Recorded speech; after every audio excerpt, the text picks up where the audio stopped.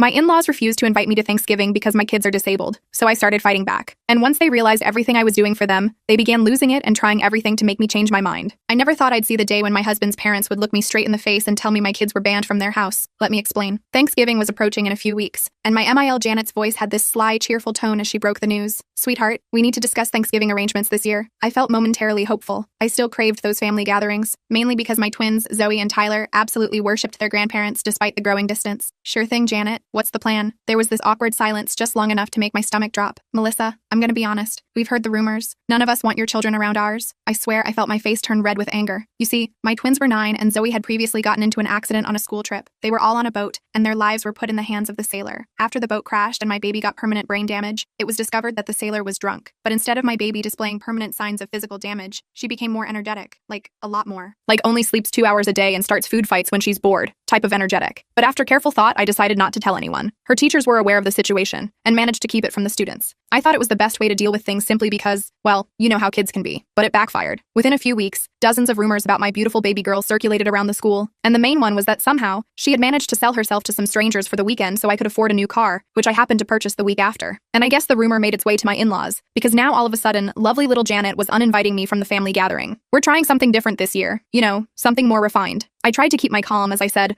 "Oh, okay, so just no kids this year?" But then she opened her ugly mouth super wide to sigh before saying, "Listen up, I'm gonna be honest. We don't want your kids there, but Carrie's are invited, so find a babysitter, or don't come. Up to you." I took a deep breath as I thought about all the golden child stories my husband, Brian, had told me about his sister, Krusty Carrie. I guess I didn't hide my sadness that well, because that's when Janky Janet said, "Relax, you crazy beach. It's not a personal attack." Except she said it with a smile, so it could pass as a passive-aggressive joke rather than spiteful mockery. I bit my tongue so hard it bled. This wasn't just about Thanksgiving. It was how they always put Carrie's daughters on pedestals while treating my kids as an afterthought. "No, Janet, if my children aren't welcome, then I'm not coming either." A heavy silence stretched between us. Then Janet exhaled sharply, like I was being completely unreasonable. "Fine, have it your way." She immediately left my home, slamming the door as hard as she could on the way out. I could hear my twins in the playroom, squealing with delight as they built some kind of blanket tent, completely unaware that their grandparents had just dismissed them like they were inconvenient pets. Taking a deep breath, my thoughts raced. I'd spent my entire marriage trying to earn my in-laws' approval, but at what cost? I was done with this game. Janet and Richard had made their choice. Now it was time for me to make mine, because they'd regret it sooner than they expected. The weight of Janet's words lingered long after she left. I always knew my in-laws preferred Carrie, but I'd convinced myself it wasn't as obvious as it seemed, that deep down they valued all their family equally. But that night, they'd ripped away any pretense. They didn't even try to hide it anymore. They loved her children more than mine. Suddenly, a burst of giggles echoed from the other room. I turned to see Zoe and Tyler sprawled under their blanket fort,